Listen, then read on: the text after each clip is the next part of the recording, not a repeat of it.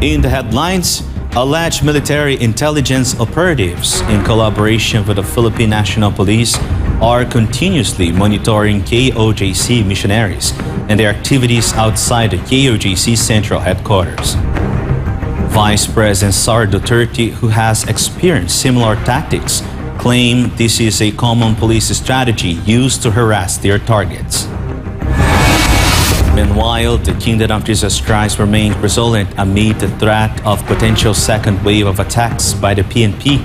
The KOJC reaffirms its unwavering commitment to safeguarding all the religious compounds and vows never to abandon the hard-earned sacrifices, blood, sweat, and tears of its members.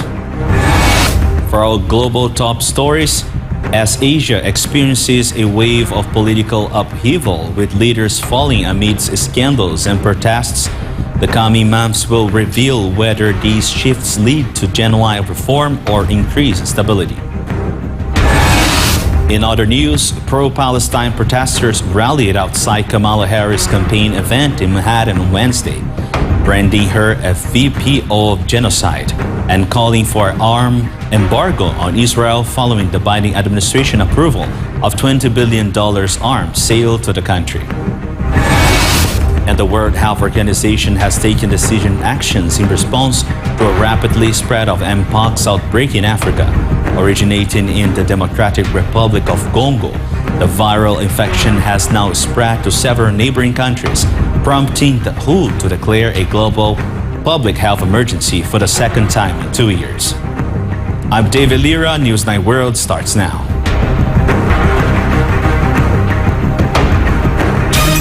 First in the news, alleged military intelligence operatives in collaboration with the Philippine National Police are continuously monitoring KOJC missionaries and their activities outside the KOJC central headquarters.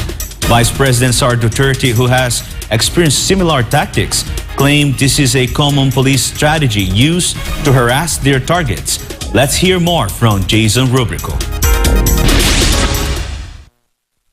Despite the recent Senate hearing regarding the Philippine National Police's excessive force against the Kingdom of Jesus Christ, the continued surveillance and casing by alleged members of the Military Intelligence Group or Intelligence Service of the Armed Forces of the Philippines has not stopped. On the night of August 14, 2024, 2 men were spotted stationed outside the office of a mining company across from the KOJC central headquarters, apparently alongside police officers who were also positioned there. They were consistently taking videos and pictures of KOJC missionaries and vehicles coming in and out of the religious compound. They were also using binoculars. When approached, they consistently denied taking videos and photos. They also claimed not to be together, contrary to video footage of them. Kanina pa po namin kayo nakikita ng picture doon. Naman tanawan mo ma'am nga walay picture. Oh, hindi kasama po ninyo. Bakit po?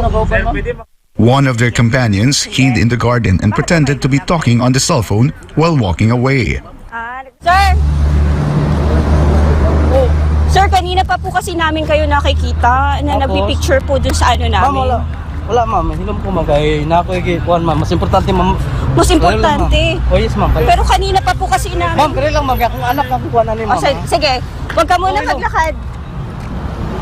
Ma'am, gusto mo ma'am. Oh, sandali. Kasi yung anak daw niya, sandali lang. Yes. Oh. Wala, nagkuwari na rin na yung mga MIG ba yan, mga iStop. Nagtataka lang po kasi kami. Kanina pa po kayo video ng video. Doon sa lugar po namin. Oh. Hindi po namin alam. Baka po kayo ay PNP, NPA. Oh, KOJC missionaries tried to ask for help from the police stationed there, arguing that they were present for police visibility and to assist during incidents. But Sir, magandang gabi. Sir, kayo, sila po ang opisyal? Any concern? Po na nandito, na meron kayong mga question, query po ma'am.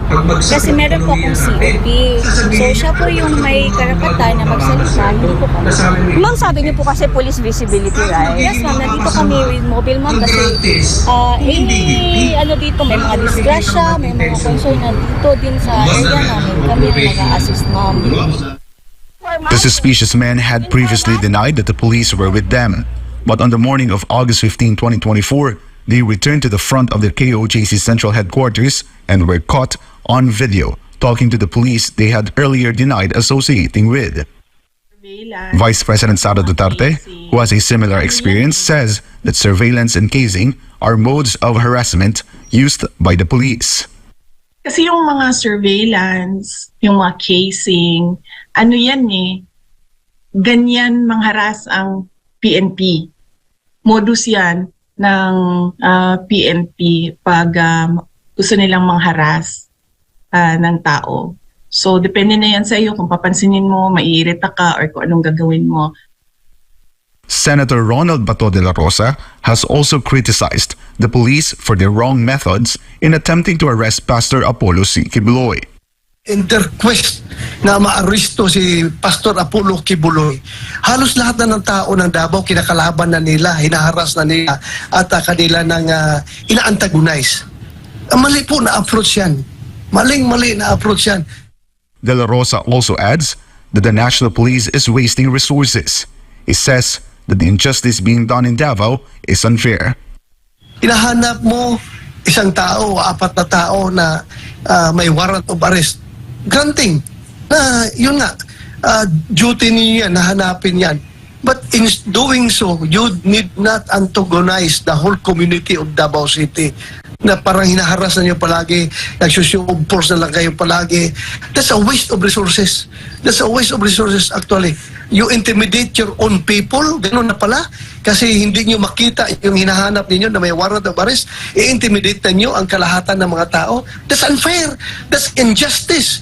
That's unjust sa mga tao ng Davao. For God and my beloved Philippines, I am Jason Rubrico, SM9 News. The Senate hearing on the excessive force used by the National Police during the service of an arrest warrant for Pastor Apollo C. Kibuloy and 5 others on June 10 seems to have had little effect. This is because the police are reportedly planning another operation on the KOJC religious compounds. The Church's legal counsel have issued a warning in this regard. Ina Mortel reports.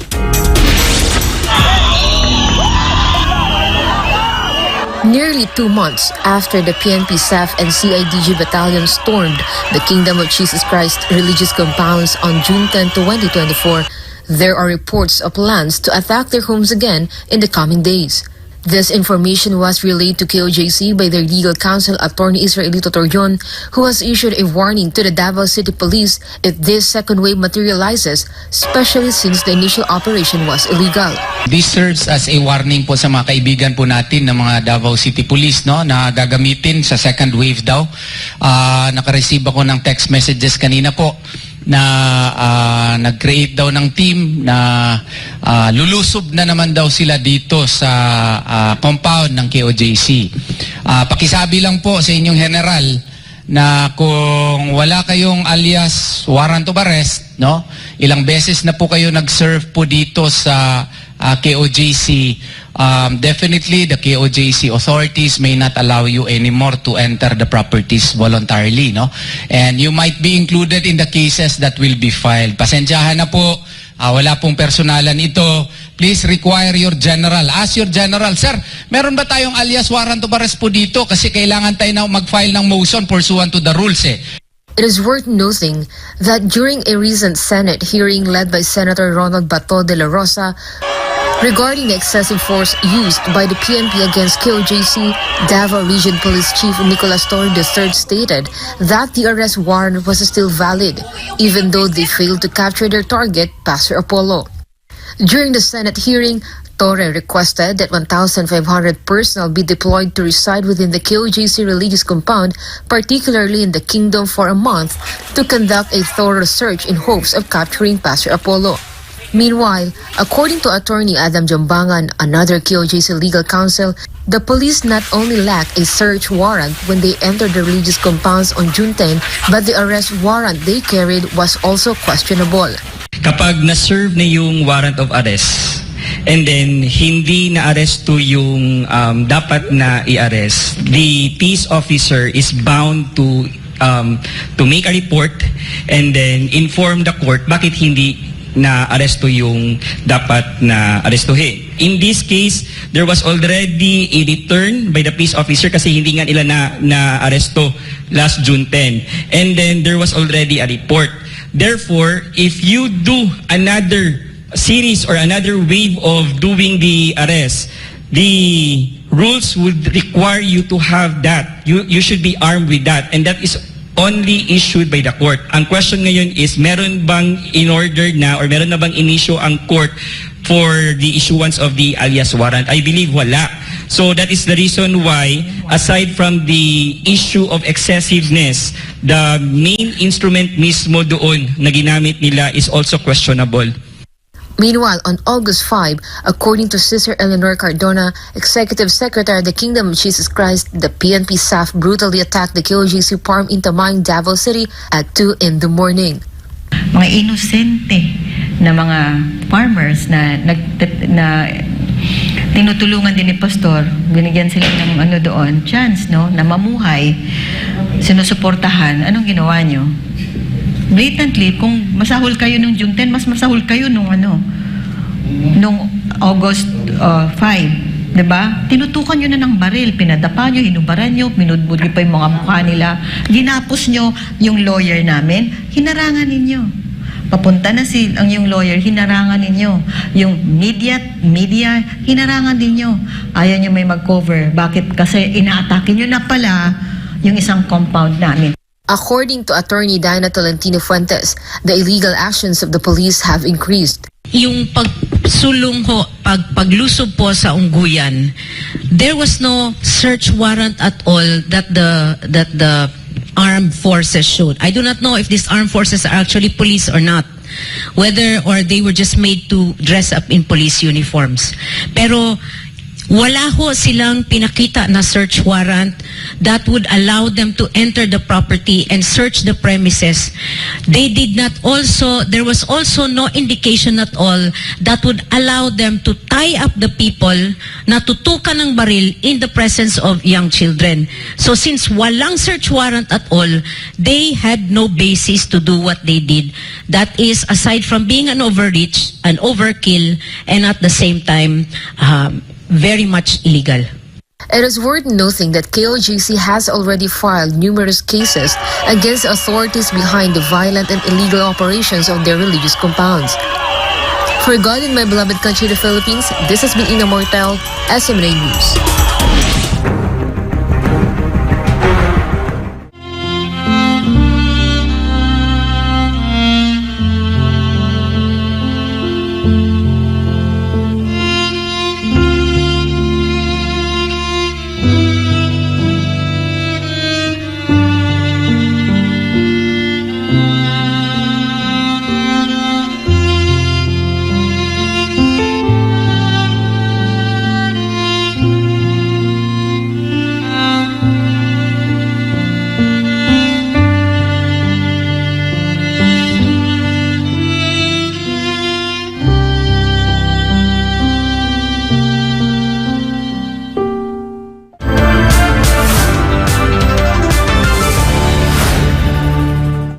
As Asia undergoes a wave of political upheaval with leaders falling amid scandals and protests, the coming months will determine if this shift leads to genuine reform or increase instability.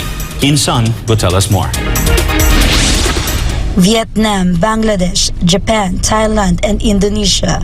These Asian countries are experiencing a remarkable wave of political upheaval. Top leaders are being ousted or resigning amid a series of scandals, public protests, and corruption allegations. This significant regional disruption highlights a period of intense political transformation and escalating demands for governance reforms across Asia.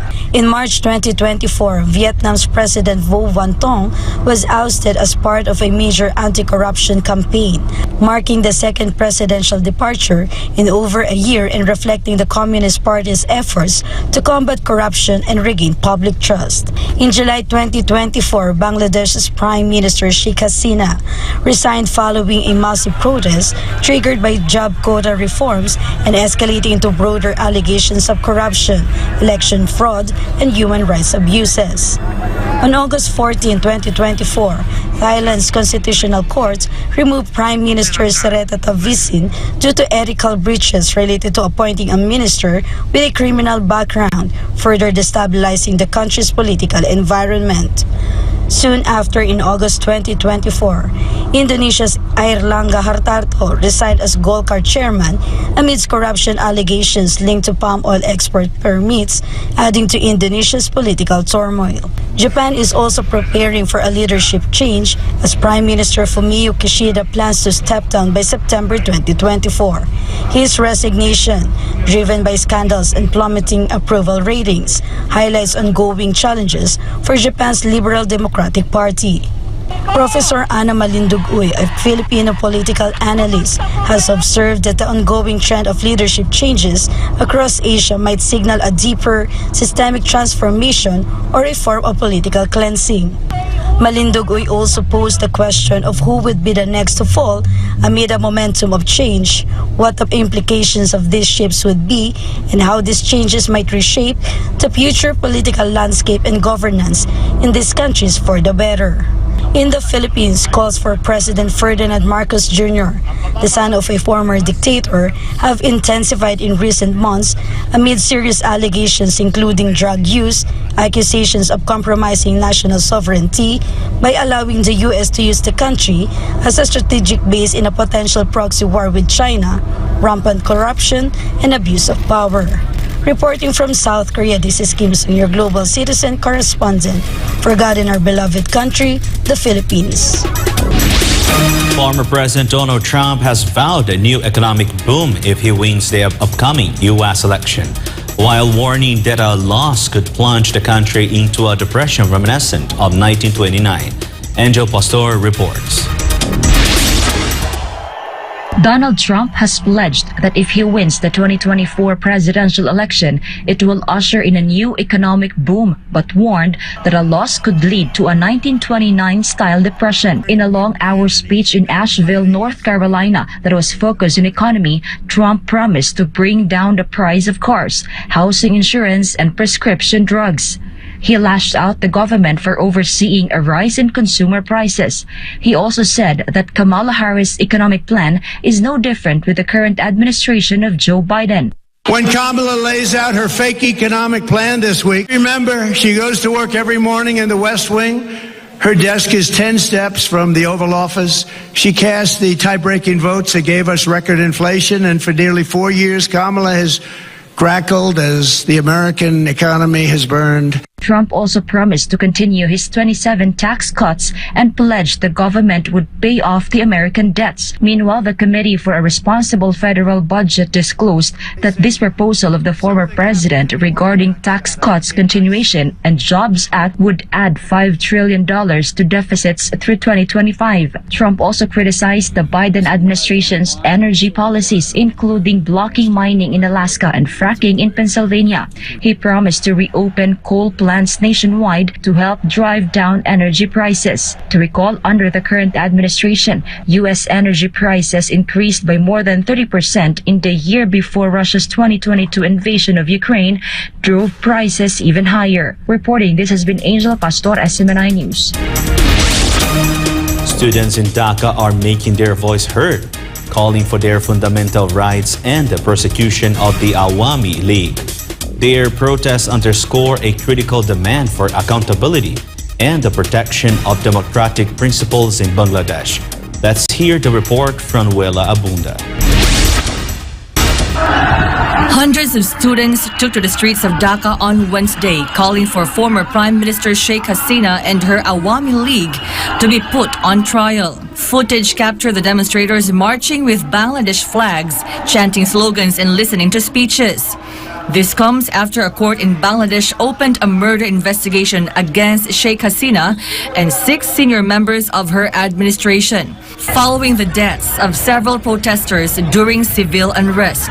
Hasina resigned after weeks of anti-government protests initially sparked by student opposition to the quota system for government jobs, which reserved a third of public sector positions for relatives of those who fought in the 1971 Independence War. The protest escalated into violent clashes, leaving over 40 people dead as demonstrators stormed government buildings, including Hasina's official residence.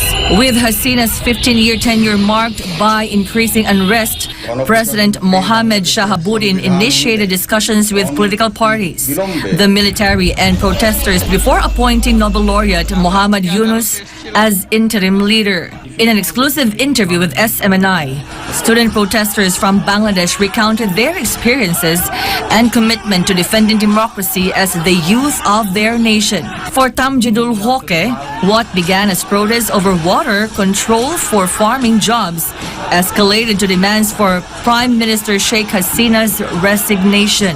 I think it's a very good example of how trying to control everything through power and force is never really a good idea. If you follow the situation in Bangladesh, you would know that the protests were initially about quota reform in government jobs, not about government's resignation. It was only after the violent crackdowns that the protesters demanded Prime Minister to exit. He added that this situation underscores the necessity for leaders to handle citizens' demands. I think this shows that every leader of the country should show more respect and kindness towards their people and towards their demands instead of violently cracking down and causing lives to be lost. Meanwhile, for Asif Azad, a content creator in Bangladesh, shared that this was the first time that they've truly experienced freedom and democracy. For the first time, we're genuinely feeling and experiencing the freedom, the independence, and the democracy. The brave students who took charge, who initiated and led the protest, the movement. Later on, the entire nation joined, and collectively our unity, our people, we got our Bangladesh back, and nothing feels better than this, honestly, because we have been... Asif Azad, reflecting on the significance of this moment, shared his overwhelming pride as a Bangladeshi, acknowledging the long-awaited realization of the freedom their forefathers fought for over 5 decades ago. This is the best I have ever felt as a Bangladeshi. It is surreal. This is something that we always wanted, but as a nation, we never got to experience the freedom that our freedom fighters fought for 53 years back. Asif Azad also sent a clear message to those in power, emphasizing the strength of a united people and cautioning against the dangers of dictatorship. Well, dictatorship is something that should not be there, right? I don't know much about politics, but to all the dictators out there, you better take notes, because when people unite, just see what happened to Bangladesh. Because this line I've always heard, but now I genuinely felt what it means. Government for the people, of the people, by the people. So never, never, never underestimate the people. The fall of Sheikh Hasina is arguably the most significant political event in the history of post-independent Bangladesh. Her 1.5-decade grip on power has finally been shaken loose by a mass uprising led by students. For God and my beloved country, the Philippines, this has been Wella Abunda, SMNI News. And before we end, may you be inspired with the words of the Son.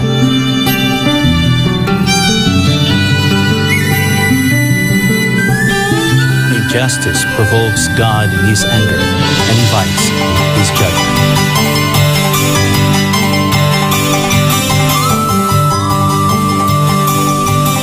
And that's all for this edition. For more updates, you may visit smninewschannel.com or follow us on our official social media accounts, Rumble, YouTube, Facebook, and Twitter.